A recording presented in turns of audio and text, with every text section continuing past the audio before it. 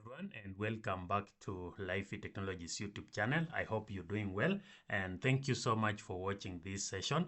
So in this session, I have received multiple requests of many guys requesting how do I set up labs in ENSP? How do I set up the connection? How do I even open the CLI windows? So that's why I've decided to make this quick session so that I can demonstrate to you how you can use ENSP to create the topologies, how you can open the CLI, how you can do the connections, and the basic operation that you need so that you can do the lab simulations that we have shared on this channel. So again, before we start this session, just a kind request that if you are watching this video but you are yet to subscribe to our channel, kindly support this channel by subscribing to it. Find that subscribe button and hit to subscribe. Also, remember to like, comment, and share these videos with your connection. Thank you so much, and thank you again for supporting this channel. So you have installed ENSP, and before you set up ENSP on your PC, there are some basic requirements that you must fulfill. You need to have VirtualBox. You also need to have things like Wireshark installed on your PC so that you can go ahead and install ENSP on your machine. So once you've set up ENSP, you need to open the application. So you will just go to the search button and type ENSP and you can open it. So once you've opened ENSP, this is the GUI. This is the graphical user interface for ENSP. And you can see that we have different devices ready. We have routers, so routers will have different versions of routers. You have switches, so you will have different versions of switches. You have the wireless for the wireless local area network. You have the firewalls. You have end devices. So for end devices, things like PC, client, cell phone. You also have the cloud, the hub, and then you have the connections. So you can see that we also have buttons up here that you can use to meet some requirements. So before you start adding devices, it's always good to start a new topology. So you can click here and start a new topology, or you can start a new project. Many times we just click the new topology, and once you've clicked on the new topology, you can go ahead and save this topology. So if I just name test topology Lyfey. So this is just a test topology, but many times you will name this topology based on what you're trying to achieve. If you are configuring OSPF, maybe DR and BDR election, you can name it OSPF DR BDR election. If you are configuring BGP route reflection, you go ahead and name it BGP route reflection so that it's easy to identify it if you want to open it later. So once you've created and saved the topology, you can start adding the devices. So first, if you want to add routers, you can go ahead and add routers. Sometimes we'll find that some of these routers may not be able to boot, and that's because maybe there is compatibility issue between ENSP and the VirtualBox version that you've installed on your PC. So many times we use the routers. This one, many times they don't need VirtualBox, so it's very easy to boot, no much requirements on the system. So you can add them on the topology, and then once you've added them, you can do connections. So for you to make connections, you need to click on the connections. You can see the icon that is highlighted, and then you choose the type of connection. You can do copper, you can do serial. If you want to do maybe some one connection, you can use auto. Many times we use copper because you will select the type of interface that you want to connect. So for example, if I want to connect gig 00, I will click here and then connect these two devices. If I want to connect these two devices, again, I'll click and select the interfaces on both the devices. I'll do the same for the remaining devices if they are connected. Again, I need to click and select the interfaces that is connecting the two devices. So once I've connected them, if you want to use auto again, you can use auto. If I just demonstrate that, so if you want to delete this connection, you can see here we have the arrow. So if I select this connection, I can remove this connection. So you just need to select and then remove the connection. So if I use auto, it doesn't give me an option to select the type of interface that I want to connect between the two devices. So that's why many times we use the copper connection, or maybe sometime you want to do serial, so you can go ahead and use the serial. So you can see that this one gives you an option to use the GE interfaces between the devices. So again, if you want to add a switch, you just go ahead and select the switch model that you want to add. Maybe I need this switch, I will add it here. I'll go ahead and click on the connections. This one I connect to the switch. I also select these two and connect them to the switch. So I will have connected the two routers to the switch. And if you have to add any wireless equipment, you also do the same. You can select APs, you can select the WLC, the access controller of whichever version that is supported on your machine. And then if you want to add firewall, again, you can also do the same. If your system is supporting doing lab simulation using the firewall. If you want to add user equipment, same. You just need to select which equipment you want to add, and then you drag it to the topology. You create, if you want 3, you just drop 3 of them. If you want 4 or 5, whichever number you want to have on your machine. So sometimes when you are setting up this topology, maybe you realize that interfaces are not shown. So it becomes hard to tell which interfaces are connected to which device. So if you can see here, you have this option of showing all the interfaces. So this one will help you to easily tell which interface is connected to which device. So if I click this one, you can see that we don't have interfaces, which makes it not clear.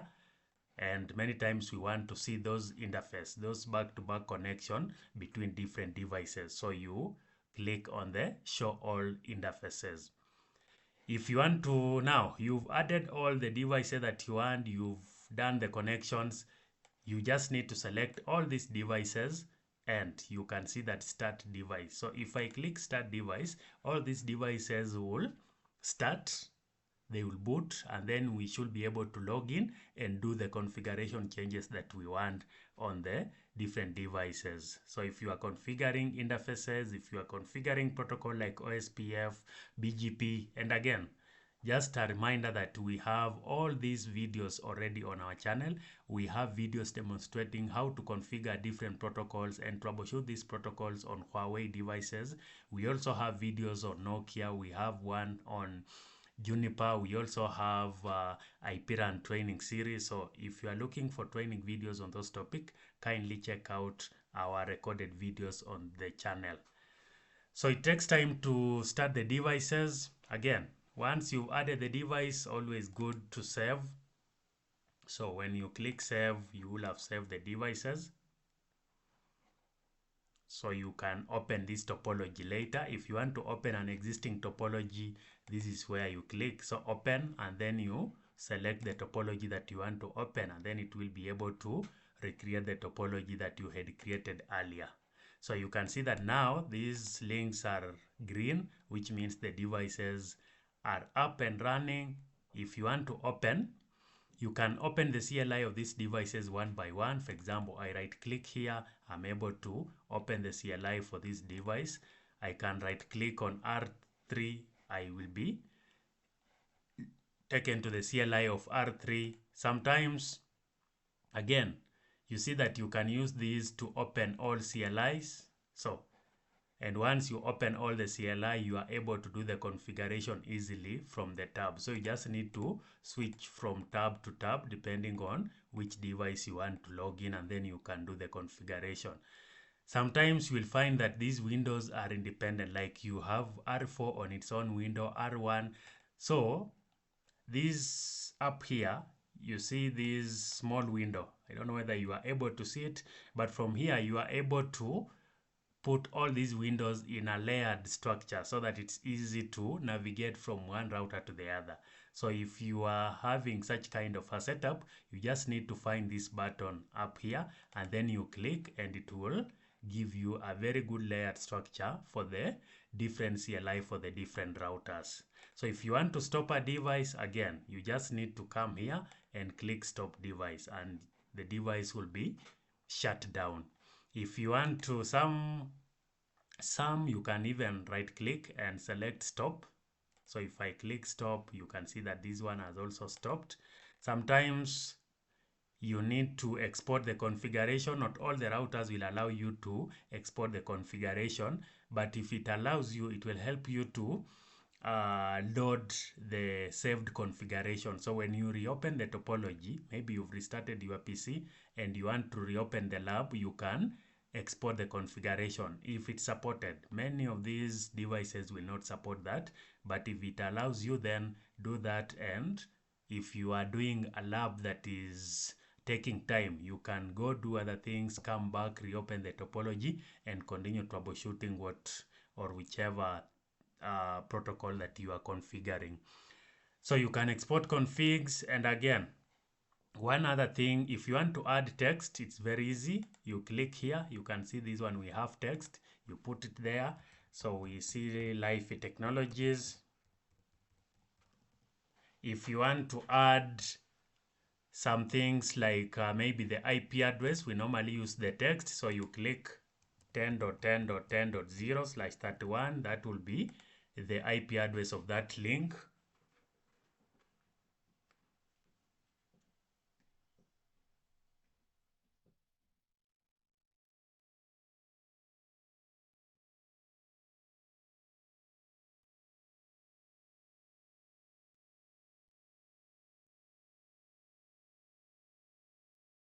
Maybe sometimes you want to add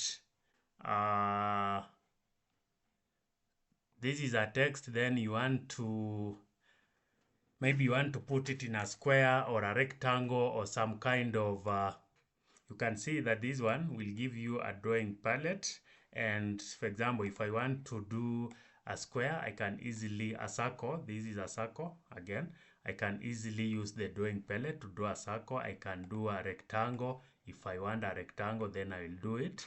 If I'm trying to maybe configure different areas of SPF or even BGP peering between different autonomous systems, I can always use this one to be able to highlight different autonomous systems that we have in the network.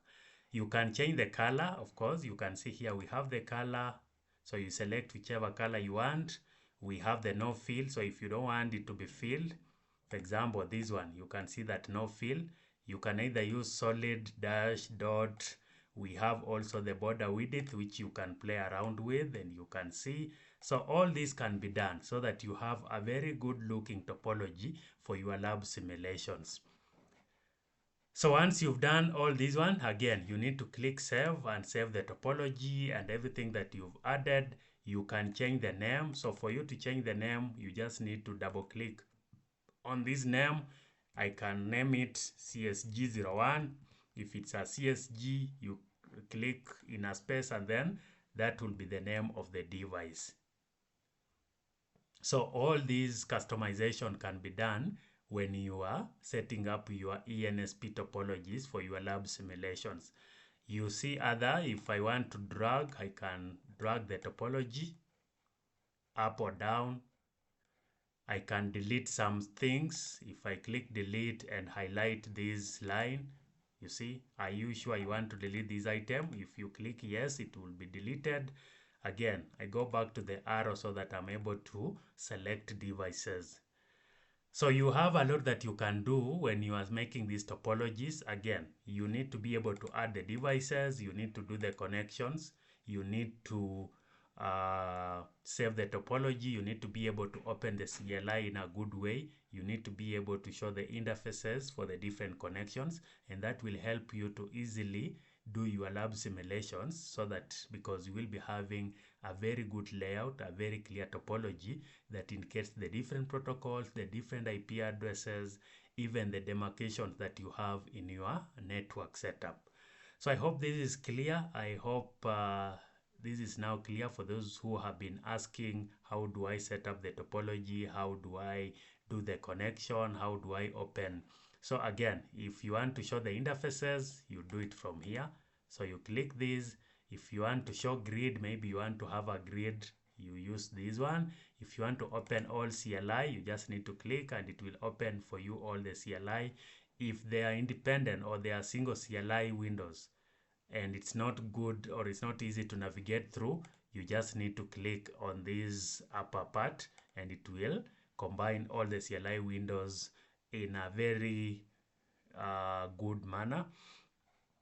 And again, you can either use auto, copper, or any type of connection that you want. And always remember to save the topology. So once you've saved the topology, you can go ahead and close this lab, and then you can recreate another lab that you want. So I hope this is clear. I hope you've learned something from this video. Again, just a kind reminder that if you have watched this video, you've learned something, and you haven't subscribed to our channel, kindly support this channel by subscribing to it. Also remember to check out and explore all the different videos that we have on this channel. We have many videos. We have a wide variety of videos describing how to implement different technologies and different protocols on different vendors. So thank you so much for watching, and see you in the next episode. Bye.